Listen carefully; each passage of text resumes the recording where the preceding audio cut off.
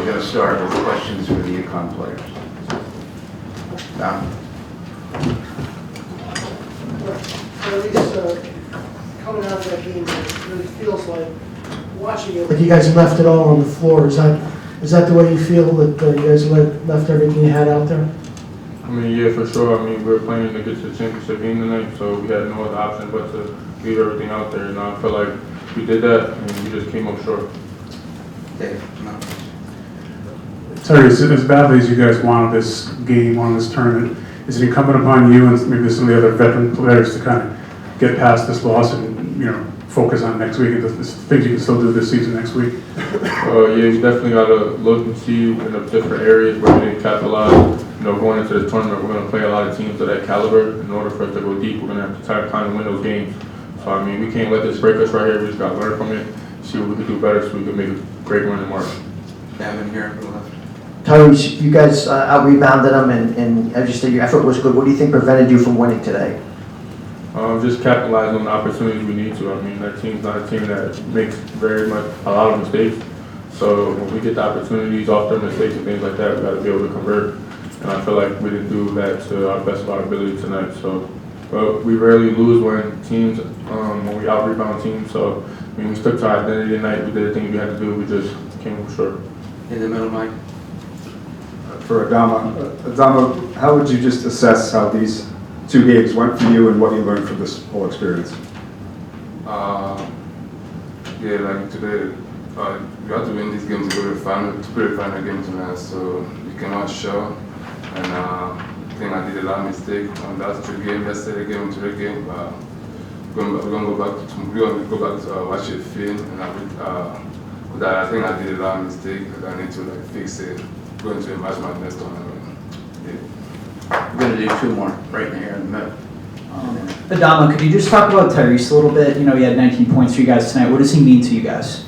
It means a lot to us, you know. We all know what Tyrese can do and what Tyrese brings to this team, you know. Yesterday game, you know, it was like he carried us, and today, you know, we were able to stay in the game because of him, so he meant everything to us. Yeah. Last one, Adam. Both of you guys, Jay was just in here saying he thinks you guys are going to make a run in the NCAA tournament. You can beat anybody in the country. Just despite this loss, how confident are you going into the tournament and, you know, about making a run? We're real confident. I mean, like I said earlier, we're not going to let this break us. We're just going to go back and learn from it to see what we can get better at, knowing that there's going to be teams like tonight that we're going to play in March, and we're going to have to win those games to go deep. So we're not going to let this break us. It'll hurt tonight. But come Selection Sunday, when we see where we're at and what we're playing, I mean, I think it's going to be a whole different kind of energy. Tyrese? Yeah, I agree with Tyrese, you know. The only thing we can do now is put this game behind us and go back, watch film, and get ready for the next game. Yeah. Tyrese and Adama, thank you.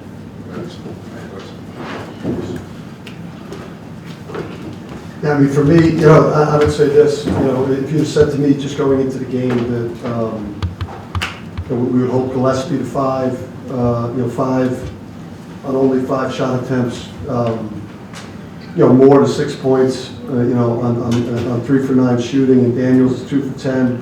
So, you know, 5, 6, and 6. I'd probably say how did we win by? You know, the plan was to, you know, make their others beat us, and guys that, you know, for the season or throughout their career have, you know, shot in the high 20s and low 30s from 3, stepped up tonight in Slater and Samuels, and you know, and won that game. So. Down over here on the right. Yeah, Dan, compared to last year at this time, you know, the loss to Creighton a year ago, do you feel that you guys are better prepared, better equipped for what's next than you were a year ago at this time? Yeah, you know what, you know, Villanova's really good. I mean, like Villanova is the type of team, you know, that you'd be facing in a Sweet 16 game potentially to go to an Elite 8. That's their quality. So obviously we had a bunch of opportunities in and around the basket that you know, in the end, you know, Villanova beat you. Tyrese said it well. You know, just they make so few mistakes, and we made a couple too many. And again, 2 older guys 21 and 12 and 15 and, for Slater, that was the difference in the game. Those guys beat us, and we dared them to beat us. In the middle, Zach. Dan, what did they do so well, just in terms of kind of neutralizing your advantage in the interior?